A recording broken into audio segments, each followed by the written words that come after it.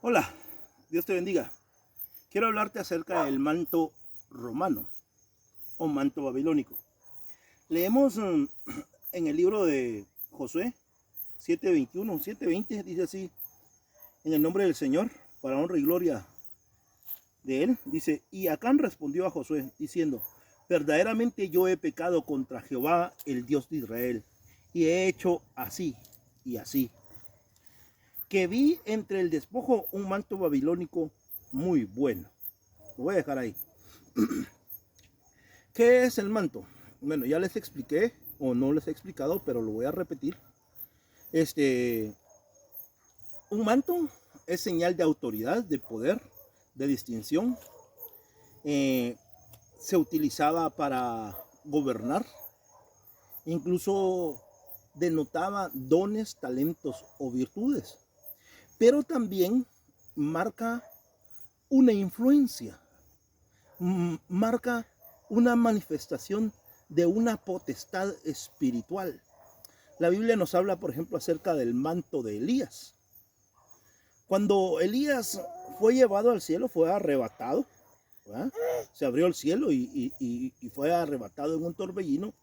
Eliseo pidió el manto. Déjame tu manto, le dijo a Elías. ¿Por qué? Porque el manto era utilizado como distinción de que él era un profeta, que él era un siervo de Dios y que tenía autoridad para hacer, atar y desatar en la tierra, tanto como en los cielos. Pero también nos habla acerca del manto de Jesús. ¿Ha escuchado usted aquel corito que dice: quiero tocar el borde de su manto? Si así tan solo tocara el borde de su manto, libre sería, dice aquel corito, porque dice que aquella mujer tocó tan solo el borde de su manto, dice la palabra. Entonces, mi amado oyente, ¿qué es el manto en sí? Bueno, el manto, como les dije, puede ser una manifestación espiritual sobre la cual un territorio puede ser gobernado. Nosotros los creyentes, los seguidores de Jesús, los cristianos que amamos la venida de Jesús, que amamos el evangelio de Jesucristo y que deseamos irnos con él, los que deseamos tener nuestro nombre escrito en el libro de la vida, nosotros tenemos que estar bajo el manto de paternidad del Dios Todopoderoso. Cuando Jesús fue presentado ante Herodes, le arrojaron un manto púrpura. Ese manto representaba el reinado sobre una nación. Quien portaba ese manto era el rey, era como una capa, era un manto que lo distinguía. Hoy en la actualidad los presidentes utilizan una banda presidencial, lo que los acredita como el máximo mandatario. Es como una especie de manto. Bueno, pues ese manto también tenía una influencia política y una influencia religiosa. Recordemos que Herodes le arroja un manto, pero que en ese tiempo Jerusalén estaba gobernada por Roma. O sea, era un manto romano. Ahora bien, ¿cómo podemos distinguir de que estamos bajo un manto paternal o un manto romano? Recordemos lo que dice la estatua de Nabucodonosor. La Biblia habla en el libro de Daniel acerca de la gran estatua que se vio en aquellos tiempos. Dice que la cabeza era de oro, su cuello y su pecho era de plata, su vientre era de bronce, sus piernas, hasta sus pies eran de hierro y al final eran de barro.